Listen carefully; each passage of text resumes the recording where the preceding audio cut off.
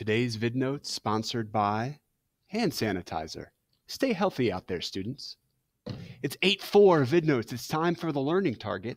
I will understand the major events of World War II. And a preview, you have the German invasion of Poland that starts the war, and you have the Pearl Harbor attack on America, which brings the United States into the war. Let's talk more. Germany invades Poland. In 1939, Germany invades Poland to start World War II. Hitler uses his blitzkrieg style. What is that?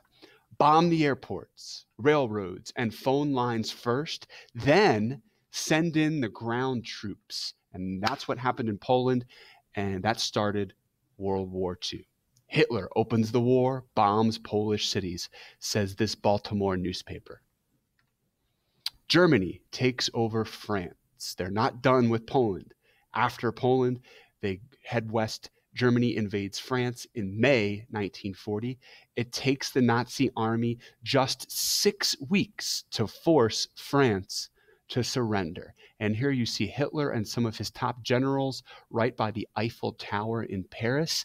And you see soldiers from the German army marching on the main street in Paris, France, called the Champs-Élysées. The Battle of Britain. The Nazis moved further west. The Nazis invaded Britain in July 1940. It was a battle in the air between Britain's Royal Air Force and Germany's Luftwaffe. Here you see a British soldier looking at the skies through his binoculars. Here is the Royal Air Force with their circle logo. And here you see the Nazi planes and the swastika. It was a battle in the air. And here you see a picture of London, England being bombed, the smoke from all of the Nazi bombs. And here, what is this structure, this famous structure? It's the London Bridge. London Bridge is falling down. Did it fall down? No, it actually stayed up during the attack in World War II.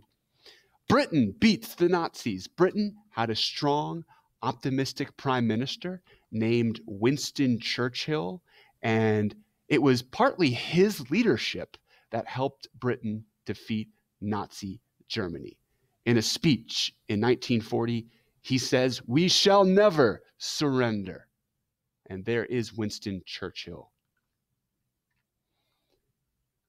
Germany invades the Soviet Union. In June 1940, Germany makes a mistake. It invades the Soviet Union, meaning it is now fighting in the East and the West, 2 fronts. And here is a picture of Nazi Germany invading the communist Soviet Union. In February 1943, Germany suffers a major defeat. It loses the Battle of Stalingrad. The Nazi army is cold, starving, and low on ammunition. It's the winter in February. And the Soviets surround the Nazis inside the city of Stalingrad, and they surrender. Here you see the Soviet troops. They are in winter clothes, and they're ready for the snow. They're used to this. The Nazis are not. Where is Stalingrad? Where is the site, the place of this important battle? Here it is in southern Soviet Union. Please label Stalingrad, this city, on your map now. Japan attacks America. On December 7th, 1941, Japan attacked the Pearl Harbor Navy base in Hawaii. It was just before 8 a.m. on a Sunday, and the soldiers on the base were surprised. Some of them were still sleeping. Some were at church. 2,403 Americans died in the attack. And here you see a photograph of the bombs being dropped from the Japanese planes onto this base. Where is Pearl Harbor? Here's the map that you see. Please label Japan. There it is, this tiny island country in Asia. Here's the United States, and Pearl Harbor is right in the middle of the Pacific Ocean, about halfway between both countries. It's closer to Japan than the mainland US. The U.S. enters World War II. Pearl Harbor forces the U.S. to leave its isolationism and join the war. U.S. President Franklin D. Roosevelt, there he is, the 32nd president, famously called the attack, quote, "a day which will live in infamy." Infamy means famous for being bad. FDR's famous words. U.S. takes back France. The U.S. and Britain help take back France from the Nazis. On June 6th, 1944, they start a surprise attack on the Nazis in Normandy, France. Normandy was a beach town.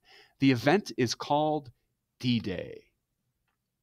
And here you see a picture of some of the American troops waiting in the water near the beach. They are being shot at by the Nazis in the distance. D-Day was one of the largest air and water attacks in the history of warfare. Wow. The attack was planned by this man, U.S. General Dwight D. Eisenhower. He was the Allied commander in Europe. So he was in charge not just of American troops, but all of the Allied power troops. And here he is giving a speech to the troops. He was very good at that. So good, in fact, that Time magazine puts him on the cover and says he is the man who beat Hitler. His D-Day battle plan was very good. The explosive decision. After FDR dies, the 32nd president, and he does die in 1945 when the war is still going on, Harry Truman became U.S. president in 1945. And he had a decision to make. Here's the question. Should America use the atomic bomb on Japan? After all, America had a secret program called the Manhattan Project that tested an atomic bomb successfully. Here is that bomb. It's a real picture.